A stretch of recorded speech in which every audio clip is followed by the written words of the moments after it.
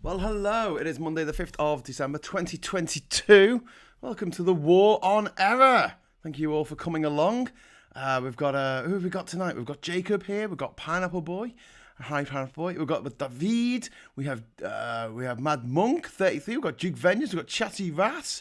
Oh, it's a good crowd in tonight. This is good for a Monday evening chat. I'm a bit knackered, not gonna lie. Went out for the weekend in London. Met up with some weirdly old friends, but people I've never met in real life before, which was cool, including John Mortar, who was the guy behind getting Rage Against the Machine to number 1 against the X Factor in 2009, and also getting All Together Now by The Farm to number 1 in 2012 for the Hillsborough Memorial. Was it that, or was it Ferry Costa Mersey? Or was it Never You Walk Alone? I can't remember. Whatever it was Christmas number 1 in 2012, and John helped with that. Met a bunch of really great YouTubers and people that I think you should follow. There's Aid. Aid has a podcast. There's also Super Tansky, who I think a few of you know. She couldn't make it, unfortunately, to the actual event because of a positive COVID test, would you believe? But it was good. It was good. And I should give you a list, maybe at the end of my shows, of like people I think are worth following on social media. Obviously, there's people like Marcus and Phil Morehouse, and also Maximilian Robespierre, who I've done quite a bit of work with. Also Alex from Sunday Roast, if you've seen me on Sunday Roast a few months ago. He's definitely worth a follow. And there's lots of exciting things coming in the new year to do with us all basically getting together to create content that's very much anti-Tory, progressive, what the fuck is going on kind of content. So that's cool. That's very cool. Okay, so today I want to talk a little bit about the strikes that are going on at the moment. The rail union's on strike, the postal workers are on strike, teachers are on strike, nurses are going to go on strike. There's a lot of strikes going on, which according to David Ward, who is one of the union members for the postal workers, he is one of the union leaders, I should say. He said it amounts to a general strike, which is quite something. I don't think we've had a general strike in the UK since, 1926? Someone could correct me on that in the comments. But I think last time the army turned up and started shooting at people or something. But yes, it is. This is the direct result of 12 years of Tory mismanagement of the economy, of the country, of society. And one of the things that... sorry, I'm just taking the lid off my tea. One of the things that really annoys me, right, about the Tories and their policy and Brexit and all this horribleness is that I get that it's bad for the economy. I get that it's bad for society. I get that it's bad for morality. You know, for any way you want to look at their policies, they are bad policies. But the thing is, they're illogical as well. They don't make any sense to me whatsoever, even if your goal was, say, to, upset people. I don't know, whatever the Tories want to do. A lot of the stuff they do actually upsets their own voters, and it's killing them. I mean, you saw during COVID how much the Tories didn't give a shit, about older people, a lot of whom vote for the Tory party, a lot of whom give massive donations in their will to the Tory party. Imagine that. Imagine your granny or your grandma or your parents, carking it, and you get called in to speak to the lawyer, and you think you're going to inherit a little bit of their amassed fortune, and they give it all to the Tory party. I mean, how gutted would you be? I'll take him up and kill him again. Anyway, just seems a bit mad, doesn't it? Number 3 is getting off, I think. She's saying bye. What?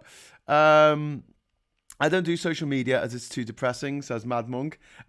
Mad Monk comes on here and says that social media is too depressing. Well, it's good to know that I'm not depressing the living shit out of everyone watching this. But yeah, as Plum Duff says, the Tories are cruel. I spoke to James O'Brien earlier this year. I called up to talk about what we've been doing going out to Ukraine, which I was hoping to do before Christmas, but time's got away with me and I don't have any support to do it realistically. So, I like to imagine myself as a one-man army, but I'm really not. I do need help in these things, without going into like masses of debt to try and achieve them. But yeah, I was talking to James O'Brien, and I did say, he asked me why they're doing it, why are they making it so difficult for Ukrainians to come to the country, on top of how difficult they make it for people from any other country to come to this country, especially when they're fleeing war. Especially from Africa, especially from the Middle East. And he said, why are they doing it? And I said, because they're evil. And afterwards I thought, I shouldn't have said that. I should have said because they don't care. They just don't care. But if they didn't care, they wouldn't get into politics. That's the thing. Jacob Rees-Mogg does not need to be in politics. He's worth over £100 million. Rishi Sunak is worth at least 700 million. I mean, people have told me he's worth over £1 billion on here. I mean, okay, right. He does not need to be in politics. He doesn't need to work. He doesn't need to work. Could you imagine being someone who could spend £1 million a month for the rest of their life? £1 million every month, £1 million, and you still wouldn't run out of money. You wouldn't even get anywhere close to running out of money. You could probably spend £1 million a week, and it would take you a very long time to run out of your money. There's so much of it. And obviously money makes money. One of the people in the news recently is this horrible Crispin O'Day creep who's had a string of quite horrific sexual pesting allegations, and maybe something even worse. A huge donor to the Tory party. He's privately educated, of course. He went to Harrow. His father was head boy of Harrow. He doesn't need to work. So what he does is he has a hedge fund. What does a hedge fund do? Well, a hedge fund looks at companies, struggling companies that have probably been built up over the years by one person, by a woman or a man, who have, put blood, sweat and tears into making this company work. A hedge fund comes along and goes, oh, I don't think this company is doing very well.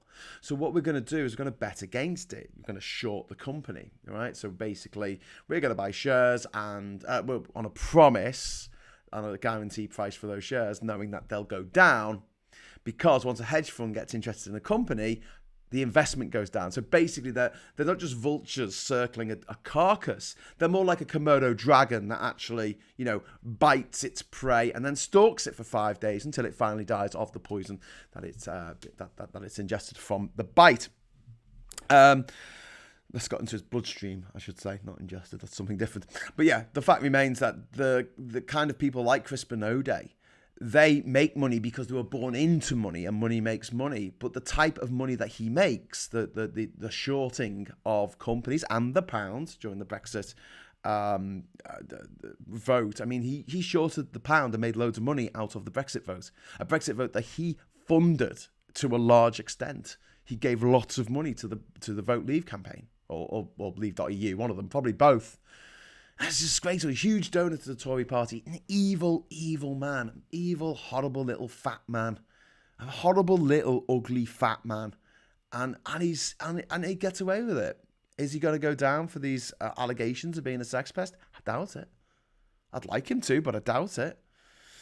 QA says, I've just been sent a message from a Jewish connection friend in the UK. There are monthly meetings on security and well-being of the Jewish community, and USA now following. Sorry, QA Library, I think you just got cut off. Shorting. All right, Wayne's here. Hi, Wayne.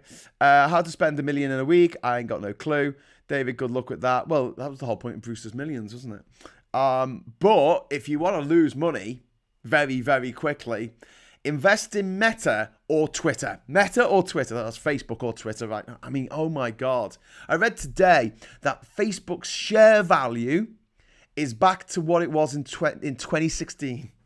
That's like 6 years of growth has been wiped out by Zuckerberg not knowing what he's doing, not having the normal people around him to sort of steady the ship. He's set it up so he is an absolute despot ruler of Facebook, Meta, and no one can tell him no. George Lucas syndrome all over again. We all know how bad episode 1 was because George Lucas was in control of everything and no one would stand up against him and say, no, that sounds a bit shit, George. Let's not do that. Like the studios did in 1976 when they were filming Star Wars, quite rightly, because some of his ideas were a bit out there. He didn't have that in Star Wars Episode 1 and it was awful. And he has lost a huge amount of value of Facebook. I think it's gone down to it got pretty high. I think, did it get up to $1 trillion? I think it got up to an insane worth of Facebook, and now it's pretty much a third of what it was. I think a third of its height, because he's wasted all this money on this 3D universe, this virtual reality Chunderfest.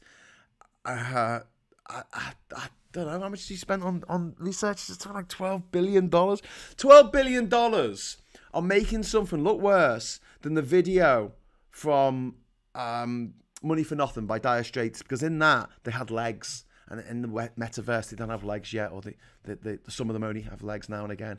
It's fucking mad, isn't it? 12 billion. You know what you could do with 12 billion? You could save the planet. You could literally save the fucking planet. You could bribe all the people in charge to save the planet. That's what you'd do with that money. You get the money to actually, I don't know, allow for onshore wind farms. I don't know, plant some trees. I don't fucking know. Just bribe them. It's the only way to get anywhere these days, as we see with FIFA giving Qatar the World Cup. Who now?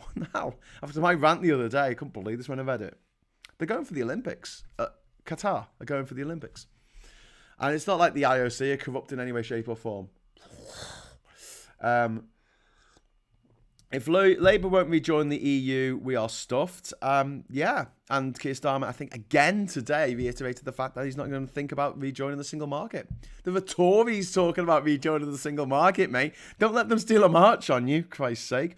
QA Library, sorry, ran out of word limit yet. Worldwide Jewish leaders are reviewing security and well-being of believers due to fear of attacks, etc. That doesn't surprise me. That doesn't surprise you with the racist rhetoric that's been going around with anti-Semitic comments by the likes of Kanye West, who's a cunt. He's just a fucking straight-out cunt. There's a tattoo parlour, apparently, in London that's offering free removal of Kanye tattoos. They also offer free removal of, like, swastikas and stuff, so that's pretty something. But Kanye West was invited to Mar-a-Lago, the Trump fucking thing that he's got, this gaudy little shithole in Florida.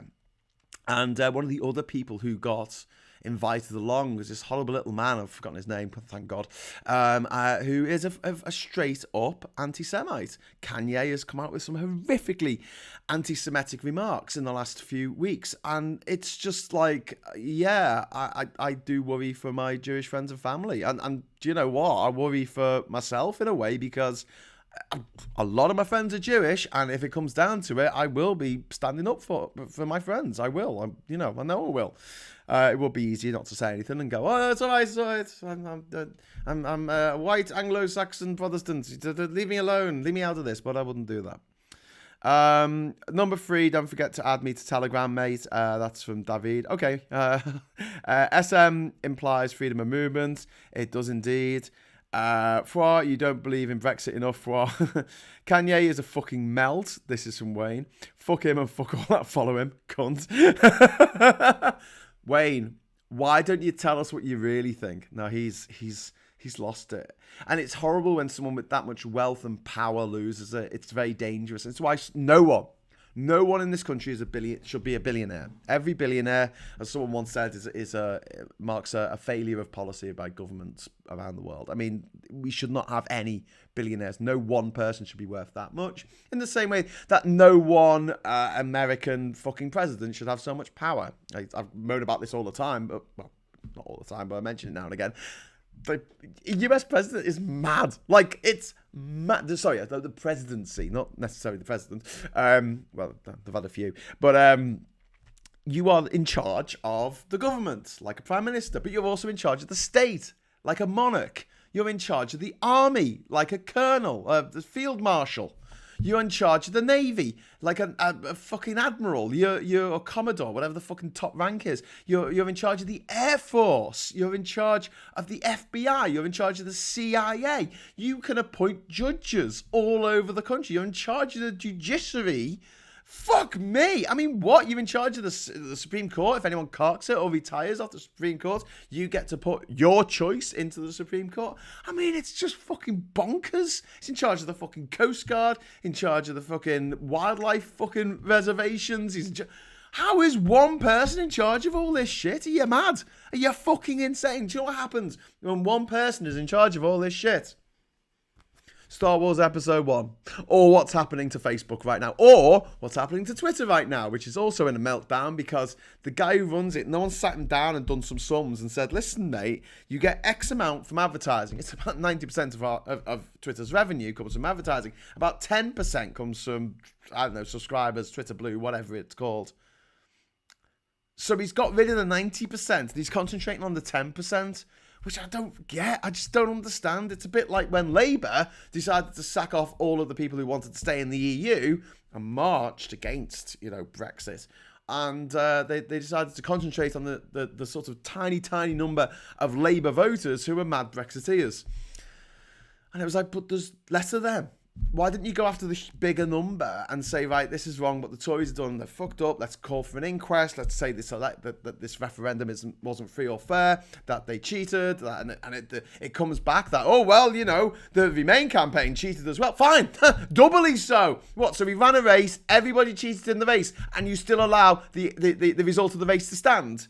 Is that right? Is that how sports works? I've got a feeling that's not how sports works. Anyway, Charlie Nelson, we need a public inquiry into Brexit. Capitalisation. Thank you. I didn't even see that before I mentioned the public inquiry into Brexit, but we do need a public inquiry into Brexit. Thank you very much for the £2 super chat there. And anyone watching this who would like to drop some money into the pot for my for my megabus charges down to London. It's 20 quid, 22 quid if you reserve a seat on the overnight megabus to and from London. It's £150 on the train. £22, £150. My God. So unless someone else is paying for it or it's being funded in some way, I just can't get the train. But, this is, and I'm not that dissimilar to most people in this country. A huge, vast swathe of us are just priced out of getting the train, which means realistically, because of the amount of time it takes to get the bus anywhere in this country, it's 6 hours to London, for Christ's sake. People just don't have that time. You got a busy life, you're looking after a young family, you got a mortgage to pay, you don't have 6 hours, 12 hours round trip to fucking London. Fuck that shit. So people don't move around, and because people don't move around, all the money just seems to settle in London. Which is something that Keir Starmer was trying to address today when he said that we should abolish the House of Lords and we should have more devolved powers around the country. And I was like, yeah, that's fair enough. But at the same time, I was thinking, fucking hell, man, we've got a cost of living crisis going on right now. And here's something interesting. Apparently, the Tories have changed the beginning of winter, and that they're now saying that winter is around December the 21st, if you can believe that. It starts on December the 21st, which I think is the astrological start of winter. The meteorological start of winter is December the 1st, because there was a report or something, a policy that they had to bring out to protect people from high energy bills over the winter, and they haven't brought it out. They're late with their homework, and they're like, it's okay because winter hasn't started yet. Are you fucking kidding me? It's fucking freezing out there, you daft twat. Pineapple Boy, tell us what you're doing in London. Oh, thank you very much for the £4.49 chat. Well, Saturday night, I met up with a group that I'm in of YouTube influencers and people who make videos and stuff like that, and also a few like producers and directors and just generally awesome people, and we're all working together to try and get the Tories out. Other people in the group have things that they are focusing on. So, for instance, Alex is focusing on, Alex from the Sunday Roast show, he is focusing on getting back into the EU, whereas Josh from the Movement Forward is concentrating on voting reform and bringing in PR and things like that. So there's little groups, but generally speaking, we are all united in our desire to get the Tories out. So what I'm working on at the moment, and I'll let you in on a little bit of this, I want to set up all of the YouTubers and TikTokers that we like around the country with a decent green screen, with a decent light, a decent camera. See where I'm going with this? With a volume license for Adobe Premiere, so they can do the subtitles. So I saw Femi at the weekend, and we were chatting about certain videos, and I mentioned the fact that I like his videos because they always have subtitles. And if I'm walking along and I'm on my phone on the road, on the bus or something, I can't necessarily listen to it because, you know, if you play it and you're on a busy road, you have to literally hold the phone to your ear if you can't see the words. And if you're on a bus or a train and no one else is talking, you don't really want to be playing a political video that everyone else can hear. And I don't necessarily have my headphones on me at all times. And so as a result of that, I generally just watch videos that have subtitles. Now, as you know, my partner Catherine is deaf, so she cannot watch any videos that don't have subtitles.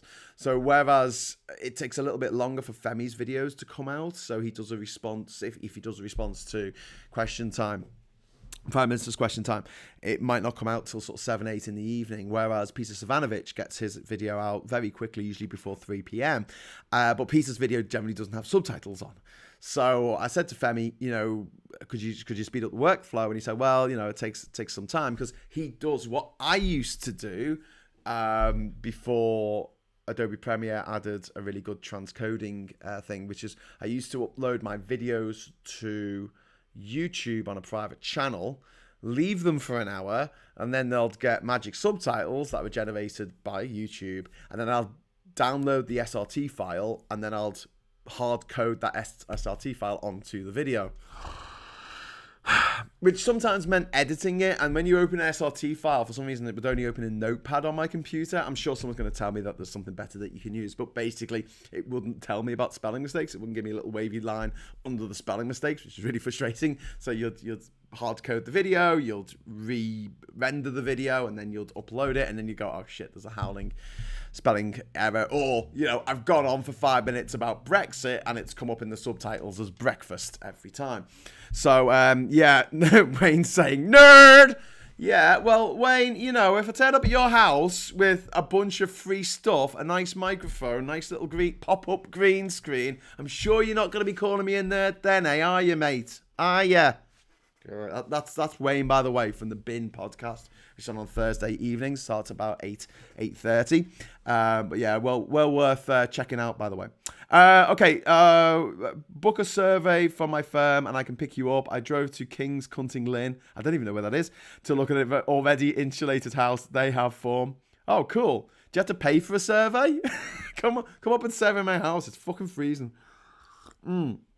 David says, Graham, there's a good website, Happy Scribe. They generate automatic SRT in 5 minutes, but need to revise. Yeah. I mean, that's generally, yeah, but you have to make the video. Do you know what I mean? That's what I'm saying. You have to make the video, then you upload it, or you upload the audio, maybe, to Happy Scribe. Then it guesses what it is, then you have to download it again, and then you have to change all of the subtitles depending on what they are. And the subtitles might not come back completely correct. Whereas if I can get a copy of Adobe Premiere to everyone, it's just a 1 minute, you just press it transcodes, and each bit of the text comes up as a different block, and it's really easy to change the font and make it look nice. And so yeah, that's just one of the reasons why it would be nice to have a volume license for Adobe Premiere. At the moment, I actually pay for my Adobe suite, and it costs so fucking much. I think because I don't pay rent and I don't have a mortgage, I think it's my biggest monthly expenditure is fucking Adobe Suite. And yes, I know I could just download it illegally, but I because I use it so much and so obviously in my work, I do worry about someone tapping me on the shoulder. Having said that, I know of at least 3 design firms that use black versions of Adobe Illustrator and stuff in their work. Which is a bit naughty. But there you go. Second Life Metaverse has been running 30 years plus, says QA Library. It has indeed. Well, not 30 years. Come on, it's 20 years, isn't it? Isn't Second Life, wasn't that 2002? Didn't it start in 2002? Couldn't have started in 1992. No one had an internet then. An internet. Liam says, invest in onesie, saves on the gas bill. Well, yeah. Well, yeah, just wear a hoodie. I've actually got my beanie hat here. I only took it off to do the show. You need to speak with Mikey. He has cheat codes for all this shit. Well, yeah, I'm sure he has. But yeah, look, volume license is cheap. If you're gonna share it between like X many people. Thanks for the super chat, QA. Yes, thank you very much for the super chat. Really appreciate it. Second Life Alpha started in 1992. Really? That is fascinating. That's the second most fascinating thing I've learned all week. The other thing was about John Major. Did I mention John Major's dad? Right, no one's allowed to Google this. What year was John Major's dad born? Have a guess. Come on, in the chat, everyone have a guess. John Major, the Prime Minister of the United Kingdom between 1990 and 1997. What year was his dad born? 1899, says Liam. Any more guesses? 1900, says Wayne. 1912, says Phil. You're all wrong so far. This could get quite boring and no one might have done. 1944, QA Library, way out. Way out. 1914 for Pineapple Boy? No. No. Anyone else want to have a guess before I tell you? Diddle. Boo! 1879. I shit you not. Look it up now. John Major's dad was born in 1879, the same year as Albert Einstein. Fact, fans. Yeah, WTF, Liam. Yeah, that's my second favourite fact. He wasn't born, he was forged. John Major's dad was forged. He was forged in the mines of Kazakhstan. Anyway, so yes, indeed. So yeah, let's go back to what we were talking about earlier, though, before we got a bit distracted with telling you what I'm planning to do with other media influencers. I hope that you agree with me that we could all do with this stuff, because we could, if we get funding, right? The way I look at it is this, right? If we get funding to make content, we can either blow literally hundreds, thousands of pounds on travel and hiring a studio. And people tell me, oh, you can use this as a Google studio, you can use it in London. Yeah, but to get there will cost me £150. If there's an influencer in Liverpool who needs to get to London, it's going to cost them £100 return. Because that's how much it costs. That's 250 quid for us to both go down to London to be in a studio together. That to me sounds absolutely mad. I would rather we all keep doing what we're doing in our own homes, but just have that little bit of professional quality about it. Just heighten it a little bit so it looks a bit swish. And also, it'd be great if we had a pool of editors that we could send stuff to edit our stuff, so we don't have to do it ourselves. Because anyone who out there who creates content, and the reason why I started doing live shows pretty much exclusively is because I couldn't be arsed with the editing. Even when I was doing the Three Blokes and Pubcast, like I didn't want to edit those fuckers. I just wanted us to have a 1 hour block where I could just go, right, get the timeline right on the microphones, which is always a bit of an arse. But once I sorted that out, I didn't actually have to cut stuff out. This always used to wind me up when one of my co-presenters, Adam, was really bad for this. Adam would say something that he knew I would have to cut out. And I was like, you fucker. And honestly, that would probably put an extra half hour on my editing time. I know that sounds a bit outrageous because you're like, oh, can't you just find a bit? Yeah. Try and find a bit from a 1 hour interview. Like, seriously. That's half a feature film, guys. Do you know how long it takes to edit a feature film? Yeah, a fucking long time. So you got to find the bit that, and then you got to cut it out, and yeah, it all adds up. It all adds up.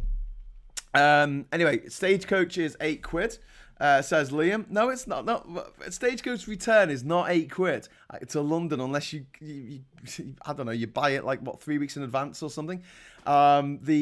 The Megabus it can be cheaper than that from Durham to London, but the Stagecoach can fuck off for a couple of reasons. The main one being that not Stagecoach. Stagecoach is Megabus, who can fuck off, because I think the guy who founded it's a fucking massive homophobe. But no, not Stagecoach. National Express. National Express can fuck off because, so you're probably right about it being £8 because that's Megabus. If you get a ticket on the National Express, right, and you want to change it, they charge you about £13 to change it or something mad. And if you bought a £13 ticket, you're like, oh, okay. And they don't give you any cooling off period. So once I bought a ticket, and I got it for the Tuesday, and I thought it was Tuesday the 14th, but actually the one that I wanted was Tuesday the 21st or something like that. And I had already gone through the whole thing once, and something happened, so I had to go through the whole process again. And the second time round, I put the wrong date in. It was either 1 day out or 1 week out. And immediately, I was like, shit. As soon as I went through, I need to change that. And I called them up and said, I need to change it. And like, yeah, that'll be £13. I'm like, but the ticket was £12. Yeah, but it'll be £13 a change. Whereas the Megabus, you can change it a lot cheaper. I think you lose your booking fee, maybe. Oh no, you don't actually. You just keep it as credit, so you don't get your money back, but you can just get another ticket for another day. Google Studios are only for day stuff. There are also limits on the amount of time you can use in a year. Well, yeah, Q8. I was just giving the example of if two people from somewhere else other than London went down to London for the day to film it, and yeah, we can say you get the Stagecoach for £8, Graham. Yeah, but it takes 6 hours. So let's have a think about this for a moment. I get up in here in Durham. I take what do I do? Do I take a taxi to the train station and then get the train up to, because there's only one bus a day from Durham, so I'd have to get to Newcastle because there's more than one bus from Newcastle. So I get the train up there, then I've got to walk over to where they leave in Newcastle, and then I've got to get the bus down. That's going to take 6 hours. So, if I leave at 7 o'clock, if I leave there at 7 o'clock in the morning, I'd have to get up at 5:30. It would take at least 6 hours. And because the bus station is in the middle of fucking London, which is something I often complain about as well. God, I do complain a lot, don't I?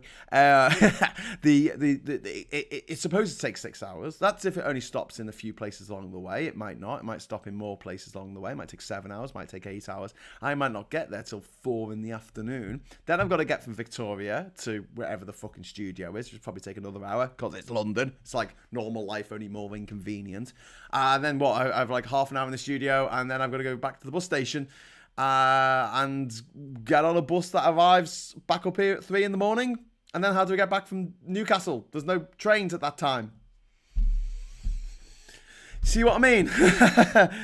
So yeah, basically, I'd rather we spend the money on one time doing up everyone's social media output video wise, just making it a little bit more professional, so they can concentrate on making an amazing content and they don't have to worry about the technical side of things, and eventually hopefully they won't have to worry about the fucking editing side of things for what they're making. I've took the first line of the Purple Bus. There was a bus company in Stoke. I'd rather hitchhike than the coaches. Editing is an arse. That's why we go live on their Twitch. Stop banging your desk. It's not great on the cans. Sorry, mate. Sorry. Desk banging is right out. But yeah, that's what I'm thinking about editing at boards. We all do a mix of stuff, and some things work better on one thing. Like I always think these hour-long chats work quite well when they're live, but not so much when they're not live. I don't think, when there's no interaction, especially if it's just one person talking.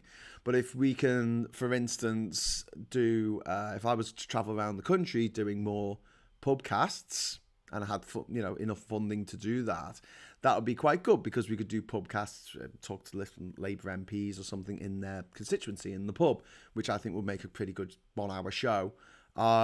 Just having a chat over a pint, or going to a cafe and having a chat over a cup of tea.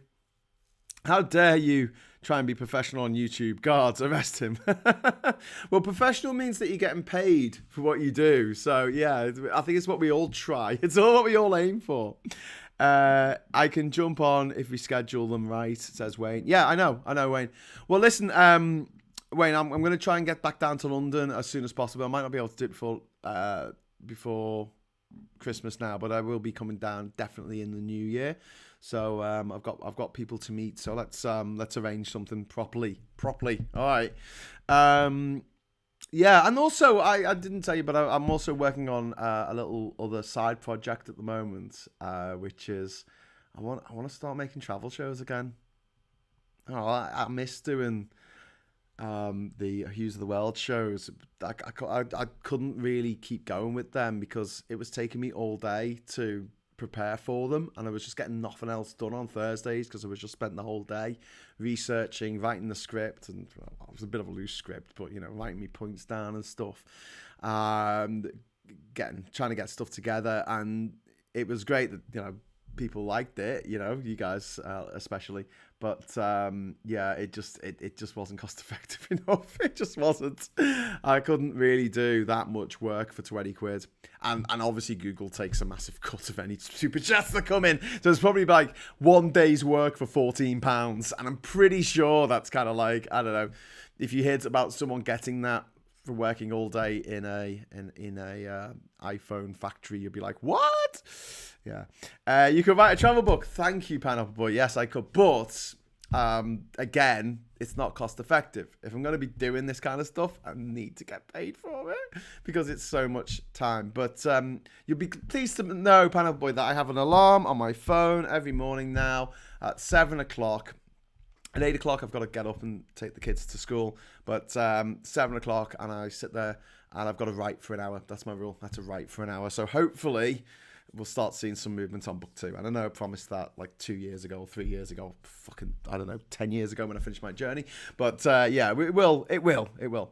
Sail around the world, report on climate change. Well, number 3, I'd love to do that, but... couple of problems. First of all, I hate sailing. And secondly, I don't have a sailboat. But, you know, that sounds pretty good to me. Excuses, says Pineapple Boy. I want to take part, Graham. I don't like talking to a machine, says number 3. Yeah, I mean, I get that as well. Like, I do like having the live shows and having your chat on there. I think these would get very boring very fast if it was just me doing a monologue for an hour. And that's why I think that the... talk show format works on radio quite well, because it means that you don't necessarily just have a presenter saying what they think for a very, very long time. Although James O'Brien does do very long monologues, but at least it gets broken up by the odd weirdo who calls in, like me. But yeah, so number 3 says local libraries should have studios in them. That's a fucking good idea, number 3. That is a very, very good idea. Shit, yeah. Twitch is the platform that the Bin podcast used to broadcast. Twitch is pretty good actually for doing video game stuff. So if you're playing a video game, Twitch is a good place to do that. The other thing it's good for is if I start a live video on YouTube and it picks up and it's a little algorithm that I've used recorded music in the background, this can be a problem. You know, if you're outside a pub or something and you're saying, hey, I'm outside this pub, and it can hear the music from inside the pub, it can turn it off because it thinks that you're trying to, you know, stream live music or something, or you know, breach someone's copyright, whereas Twitch doesn't seem to care. So if you want to broadcast music with what you're doing, yeah, Twitch. I love to take part. It'll be a big surprise for you. That's from David. We don't get copyright strikes on the Twitch. Exactly. Yeah, that's why Twitch is something that it's well worth looking into. Anyway, but what I would like to do actually is again, you know, getting people set up. When I do a live show like this, I used to be able to put it out on 4 different platforms. It used to go out on Twitch and Twitter and Facebook and YouTube. However, since earlier in the year when I went to Ukraine, I put it onto a higher professional level because I wanted to be able to stream from my phone or something like that. There was some reason. Oh, I wanted it to be able to say UK for UKR in the corner. I don't know, but I signed up for a month, and then when I said, look, I don't want this anymore because it wasn't that great, and the sound quality was fucking awful. It was best just running it straight through YouTube. So I said I didn't want it anymore. It only now allow me to broadcast on 2 channels. So this is just going out on Facebook and YouTube. So I would like to go back to having a paid subscription to either Restream or StreamYard. So we can sort that out. It'd probably be StreamYard actually, because I think that's better. That's what Wayne's Bingcast uses, and it's easy just to get other people on. The sound was dreadful, says Wayne. Yes, it was. And I tried it on 2 different phones, and we had the same problem on both phones. So I'm thinking it was probably Restream, and we didn't have the problem when I just broadcast straight onto YouTube Live. So I assume that was the problem. Okay, so that's we haven't talked about strikes at all, have we? That's pretty bad. Okay, so where are we at with strikes? We've got rail strikes coming next a week today, actually. And then we've got strikes just before Christmas. We've got strikes after Christmas. We've got strikes in the new year on the trains. The postal workers are going on strike. Big one is the nurses going on strike, and perhaps doctors going on strike as well. And The reason being is it's pretty much the same across the board, that inflation is at 11% because of the Tories' mismanagement of the economy, and people's wages aren't going up to the same amount. And the people in charge of this country don't give a fuck about wages because they've never really cared about being on a wage. To someone like Boris Johnson, £250,000 is what he calls chicken feed. And so as a result of the fact that the people in charge of this country have wealth, they don't have an income necessarily that they care about that comes from a wage. They don't care about people who are on a wage. They just don't give a fuck. They've got enough money that they don't have to work for the rest of their lives. They've got money to make money by just having money. They've put it in a hedge fund. Why not? Just ruin someone else's fucking life and possibly drive them to the extremes, because you need money to make money, and you want money, and you want more money, and one of the good ways of making money is destroying people's companies. That's a great way to make money, isn't it? Not if you want to go to heaven, but heaven doesn't exist, so fuck it, let's make more money. So yeah, Mick Lynch is a fucking ledge, but he does look like Catherine Tate's Derek. Yeah, and Ian Dale off LBC, he looks like Mick Lynch. So much so that the Labour Party conference, apparently those people came up to him and went, "Are you Mick Lynch?" Or like, "I really support the strikes, well done." But yeah, one of the things I like to say about the strikes, I might have mentioned this before, maybe. They were asking why the Labour front bench have been told not to appear on the picket lines for strikes. And there's a few reasons behind this. And, the Tories are trying to use this as a wedge issue, to say, oh, well, are you appearing on these picket lines or not? And some MPs have turned up to picket lines, and I think that's fine.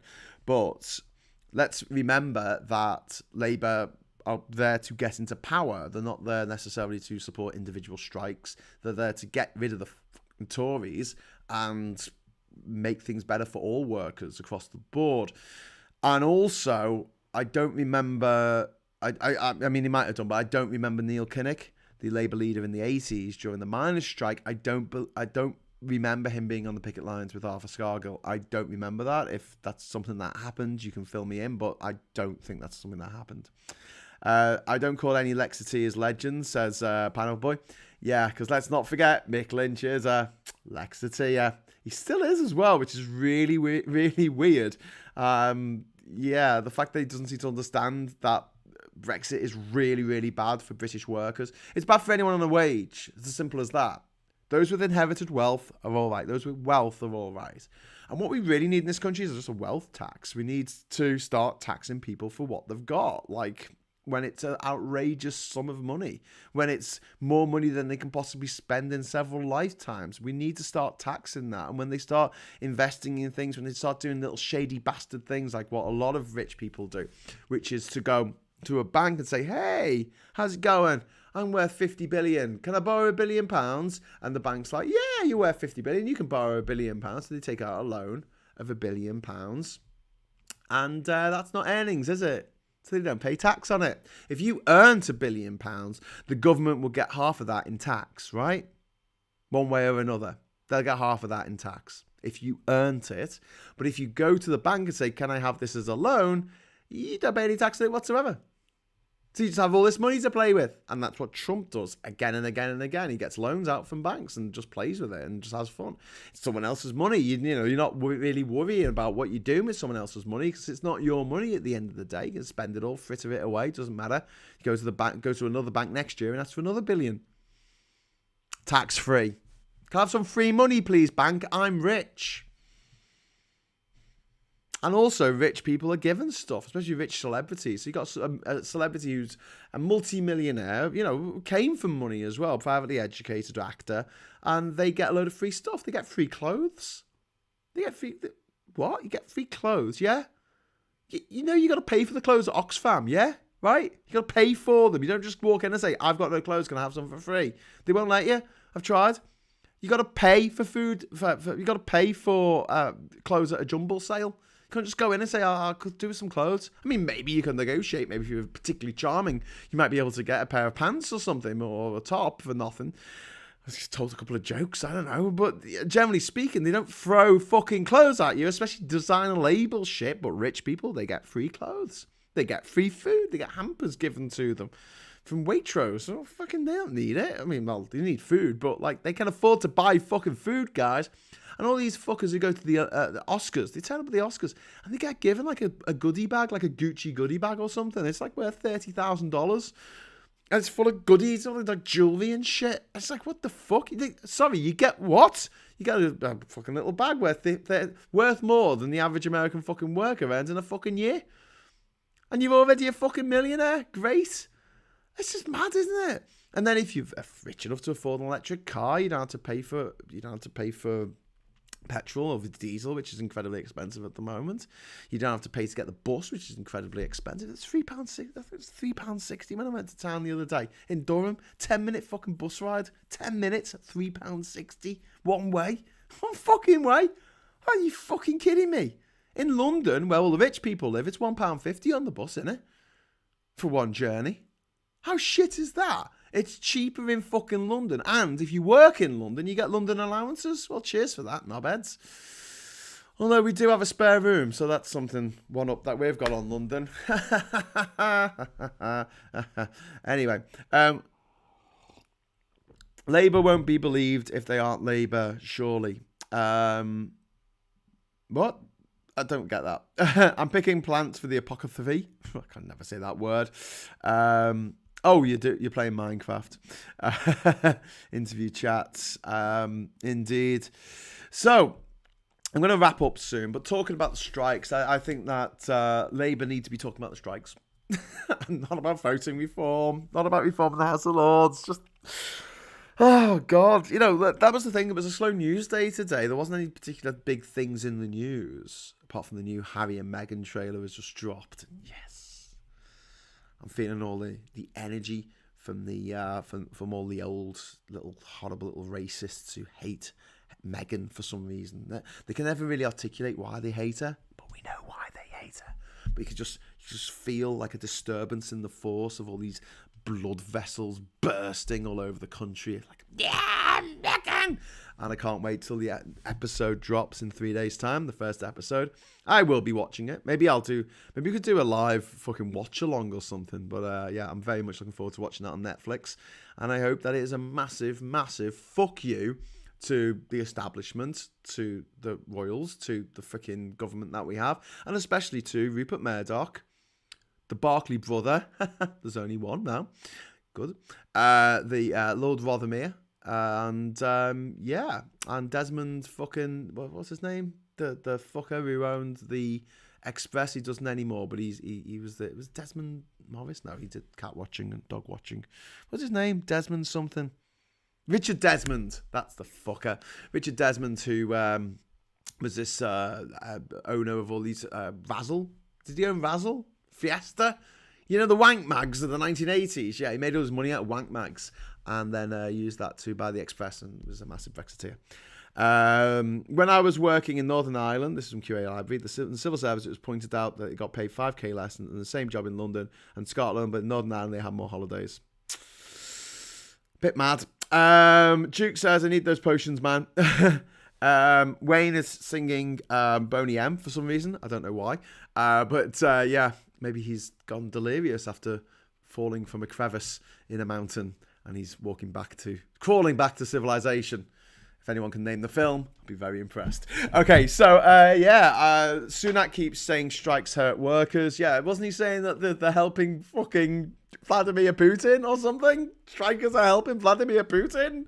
They're on the side of Vladimir Putin? Are you fucking kidding me? This is from the Tory party that has literally taken openly hundreds of thousands of pounds in donations from Russian donors over the years. People with very, very, very tight links to Putin. The Tory party that ennobled the son of a KGB agent who is now being sanctioned by Canada. One of the Five Eyes, by the way, one of the Five Eyes security countries, along with the UK, the US, and Australia. I mean, fucking hell. And New Zealand, maybe? I don't know. You know, it's a bit rich, isn't it? It's a bit rich. Oh, you're helping fucking Putin out. Oh, well, who helped fucking Putin with Brexit? When it was a stated aim in Alexander Duggan's fucking book. Alexander Duggan lost his daughter, actually, over the summer. Someone blew her up in the car. In a bomb that might have been intended for him. Oh, what a shame. Well, then, Alexander, you know, you play with fire. I don't know, it's a bit of a tragedy, but I believe she was a right-wing fucking wingnut as well. Anyway, Alexander Dugin wrote a book called The Foundations of Geopolitics. It came out in 1997 or 1998. And in it, he said that he wanted to, well, what Russia needs to do is separate the UK from the rest of Europe. Mission accomplished. Also invade Ukraine. Also take out South Ossetia and Abkhazia. Also, sow dissent across America using wedge issues such as racism and abortion and things like that. Funny that. Keith Vaz was a washing machine salesman. What? I wonder what Priti Patel is hiding. Well, a lot under her coat by the looks of things. Just saying. Anyway, so I'm sorry, I'm just being a little bit rude there about our favourite politicians. But yeah, we are in a winter of discontent. This is now the winter of our, this is our winter of discontent, where things are finally coming to a head. And there's been some anti-Brexit pundits, I should say, that said this is a bit sooner than they were expecting it. They weren't expecting the shit to hit the fan this quickly, but it has been accelerated by COVID. But the fact that the British economy, I think, is the only one of the G20, apart from Russia, that hasn't recovered to what it was before the COVID crisis. And the fact that you have knobheads on the radio saying, oh, well, it's not the only thing, which is so frustrating, when they say it's not the only thing that's causing the problems in the economy, because we've got Russia invading Ukraine, we've got COVID, yes, and everyone is having to put up with that shit, right? Everyone is having to put up with that shit around the world. High petrol prices, high inflation, etc. But Britain has been impacted more than pretty much anyone else. And one of the big things that's happened is we've got no money, guys. We've got no fucking money. In some kind of, weird reparations for the debt of the carnage we caused in Ireland over multiple centuries, not least Oliver Cromwell's murderous fucking spree across Ireland, where he just killed as many Irishes as he possibly could, or the potato famine, of which as I keep saying, the population still has not recovered. It was 8 million, I think, in 1841. It's only 7.1 million now. That's Republic of Ireland and Northern Ireland put together. Still not recovered. Still fucking not recovered. That's appalling, isn't it? But then some kind of reparation for that was the fact that Barclays moved something like 200 billion euros out of their bank in London and put it in their bank in Dublin as a direct result of Brexit. In fact, altogether, it was estimated that over £1 trillion was moved out of British banks and financial services and moved into the EU. £1 trillion. Okay, let's say that again. 1 million. Imagine having £1 million. Then imagine everyone in Liverpool has £1 million. And then imagine everyone in Manchester has £1 million. There you go. There's £1 trillion. That's 1 million. Yeah, it's fucked, isn't it? That is so. It boggles the mind how much money that is. If you stack up £1 million in £50 notes, it will be 6'6". So the height of a tall person. If you stacked up £1 billion in £50 notes, it would be twice the height of the Burj Khalifa, the tallest building in the world. If you stacked up £1 trillion in £50 notes, it would be 5 times higher, not than Everest, than the International Space Station. Yes, ladies and gentlemen, you would have a stack of £50 notes that will go into outer space. Quite a way into outer space, as it happens. That's how much £1 trillion is. And we move those assets out of the UK and we put them in the EU. And again, this is why it's not just that Brexit and the Tory policies are immoral. It's not just that they're bad for society and bad for the economy and bad financially and you know, bad for, I guess, the fucking mental health of the nation. It's that they're fucking stupid. They don't make any sense. They are completely illogical. And to my little fucking tiny mind, I can't get my head around it unless these fuckers, the people in the Conservative Party, the people who vote for the Conservative Party and the Brexit Party and UKIP and refuck or whatever they're calling themselves these days, they must really, really hate this country. Now, if everyone who voted for Brexit was black, if everyone who voted for Brexit was Irish, if everyone who voted for Brexit was Indian, do you know what? I could understand that. I could understand someone looking at history and going, fuck me, these British, they deserve to fucking be taken down a peg or two, they're motherfuckers. But most of the people I know, personally, who come from, you know, black and ethnic minority origin, they voted Remain. A lot of them voted Remain. So it was angry old white men, more than anyone else, who voted for this fucking shit to fuck their own country and fuck the futures of their own children and grandchildren. And it's maddening. I think the lack of logic, it's the kind of thing that you would tell a robot if you wanted it to overload and explode. Do you know what I mean? It'd be like, ah! Or if you told it to Mr. Spock in Star Trek, he'll just die. He'll just die there and then, you know, behold, never remember. Yeah. Anyway, sorry for knocking the table there, Wayne, I forgot. The Comedians of Little Britain should do a version making fun of MPs. No, I don't particularly like the guys from Little Britain. I don't mind Matt Lucas, even though he's privately educated, but David Walliams seems like a bit of a shit. He seems like a lot of a shit. He doesn't seem like a very nice person at all, to be honest with you, and also privately educated. So, you know. I think that we should have an alternative question time broadcast with the panel and audience. We're getting there. Sorry, I've got the hiccups now. We're getting there, number 3. We're getting there, slowly but surely. I'm not sure which Tory is more revolting. So many to choose from. I had an argument earlier. It says we can't vote Labour because Gordon Brown ruined the economy 13 years ago, even though it wasn't his fault. What you mean when we had that global, the actual, you know, global credit crunch, the credit crisis of 2008? Yeah. That happened everywhere and led to an economic downturn everywhere. So by the same logic, the Tories gave us COVID, right?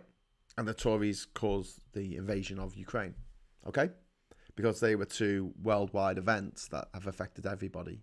But whoever's in charge was obviously, it was their fault. The fact that Kwasi Kwarteng squandered, what was it, 40 billion? Was it 60 billion? What was it? How much did he fuck with the mini budget that he did? Imagine a stack of £50 notes 50 times higher than the tallest building in the world. 50 times higher. That would be 25 billion. Imagine a stack 100 times higher. That would be 50 billion. That's how much Kwasi Kwarteng and that stupid little twat fucking Liz Truss cost the British taxpayer. There's a huge black hole in our finances now. There's a huge black hole in our economy caused by Brexit.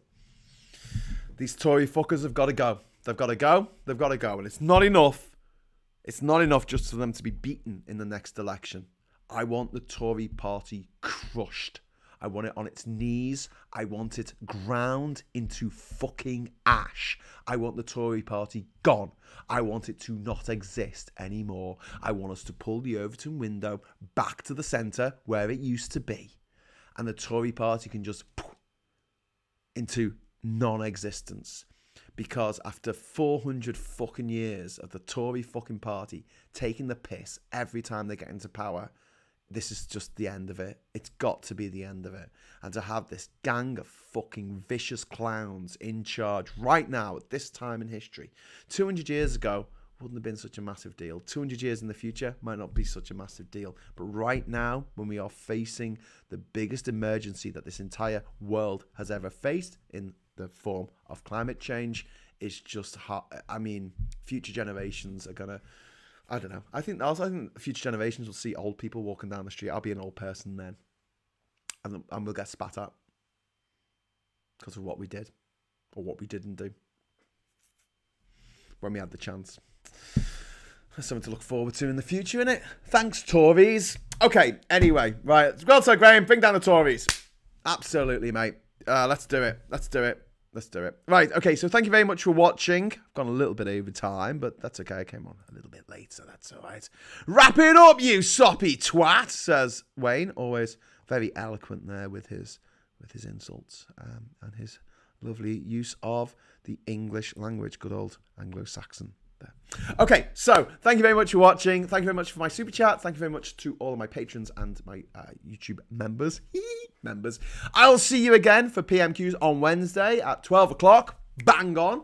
As long as it doesn't get cancelled for whatever fucking reason, I will see you then. And then I'll be back again on Thursday this week. I'm actually going to do 3 shows this week. Come on, let's do it. Let's do it. Let's actually fucking do it. And yeah, so I will see you then. And until next time, I'll say hello, good evening, welcome, and goodbye.